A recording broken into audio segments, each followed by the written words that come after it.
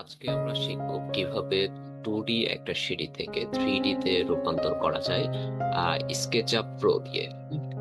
So ফার্স্টেই আপনারা এরকম একটি 2D প্ল্যান নিয়ে আসবেন। এখন এখান থেকে কিবোর্ড থেকে আর দিয়ে রেক্টেঙ্গল নেবেন, নিয়ে এটাকে পুশ পুল করব 6 ইঞ্চি এবং এইটাকে এভাবে সিলেক্ট করে right button click, Mac component.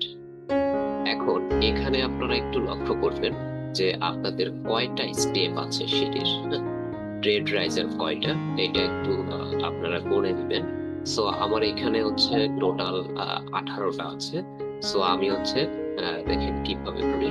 এখান থেকে কিবোর্ড থেকে মুভ, এম ফর মুভ, তারপরে কন্ট্রোল প্রেস করলাম। এবার ঠিক এই যেরকম কর্নারে বসায় দিতে হবে। এখন কিবোর্ড থেকে ইনটু প্রেস করে অথবা স্টার স্টার প্রেস করে 8 দিয়ে এন্টার দিচ্ছি। অর্থাৎ আমার কিন্তু এখান থেকে দেখেন 9টা স্টেপ তৈরি হয়ে গেছে। 9টা স্টেপ তৈরি হওয়ার পর যে কোনো একটিতে প্রবেশ করবেন ডাবল ক্লিক করে, তারপরে এখান থেকে পি দিয়ে পুশ পুল দিবেন এবং কন্ট্রোল প্রেস করবেন। তাহলে দেখেন মাঝখানে একটি সেগমেন্ট তৈরি হবে আরেকটি, ঠিক এই কর্নারে একটা প্রেস করবেন। এবার লাইন নেবেন, এল ফর লাইন, এখান থেকে এই কর্নারে একটা ক্লিক করবেন। এবার পুশ পুল দিয়ে এটাকে এইভাবে 0 অফসেট করে দেবেন। ব্যাস, এটা কিন্তু একটা পার্ট হয়ে গেল। এবার এখানে ল্যান্ডিংটা তৈরি করে নেবেন। ল্যান্ডিংটাও সেম 6 ইঞ্চি থিকনেস, এটাকেও ম্যাক কম্পোনেন্ট করবেন। এবার এটাকে মুভ করে ঠিক এখানে বসে দিতে হবে। এখন নিচের এই সবগুলোকে ধরে সিলেক্ট করে আমি একটা গ্রুপ করে নিচ্ছি। এখন